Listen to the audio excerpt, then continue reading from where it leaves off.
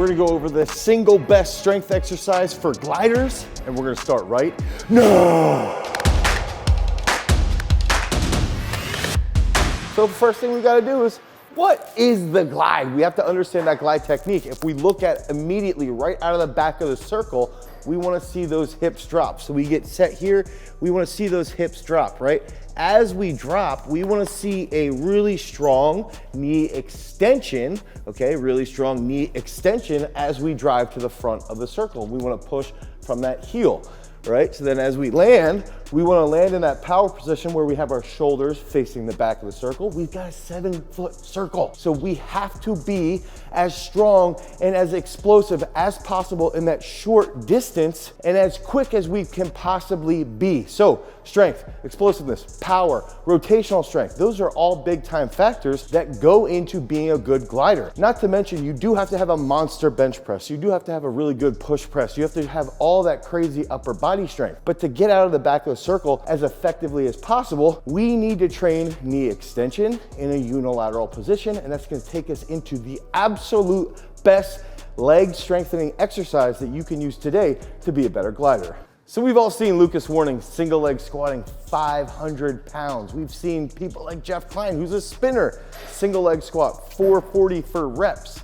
So what is that single leg squat? How can we actually use it? How can we transfer it? And this is where we're gonna go deep in this, is that this is a single leg squat stand. Okay, so this is actually something you can pick up at garagestrength.com, but it's a single leg squat stand where we can get set in a very similar position to where we would be if we're coming out of the back of the circle.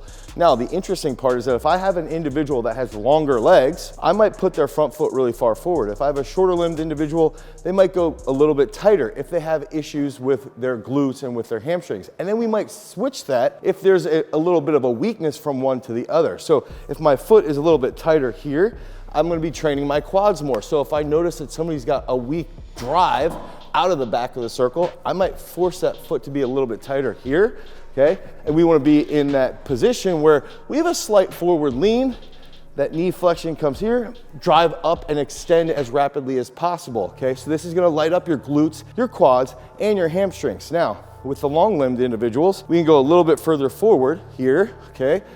Go nice and slow, nice and controlled, and try and push with that chest up through the heel, okay?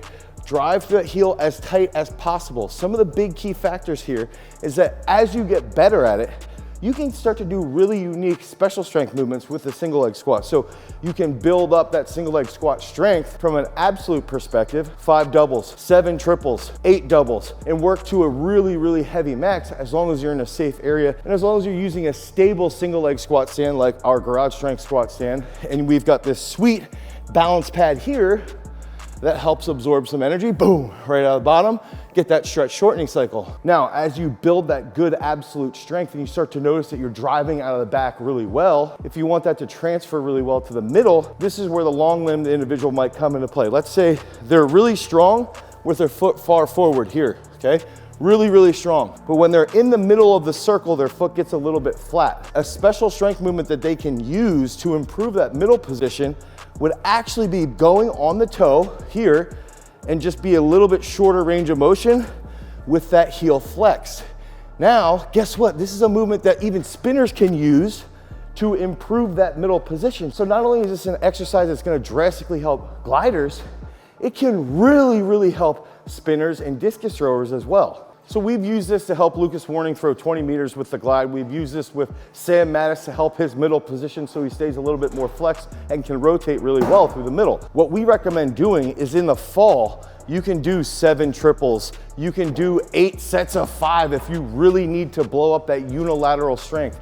And the other factor here that we didn't even mention is that throwers really favor one side over the other. So there's a little bit of a structural integrity issue. If you train both sides and the weak side first with that single leg squat, you'll see a split jerk improve. You'll see their back positions even improve, and it can even alleviate some of that back pain. In the fall, let's say you push that, you try and do, a little bit heavier weight, a little bit heavier load, and then as you get to that peaking point, if you're a glider, you can go a little bit faster. You can do, 5 doubles at 60%, or you can use that special strength exercise exercise where you're here and you go a little bit shorter with that heel elevated, and we want to stay nice and tight, nice and stable on that ankle. That's a great special strength exercise that all throwers can use as they head into their peak. So play around with the single leg squat, pick up that single leg squat stand at garagestrength.com today, and it can help you improve overall as a thrower. If you need help with a training program, make sure you head over to throwsuniversity.com, pick up one of our throws-based training programs to help you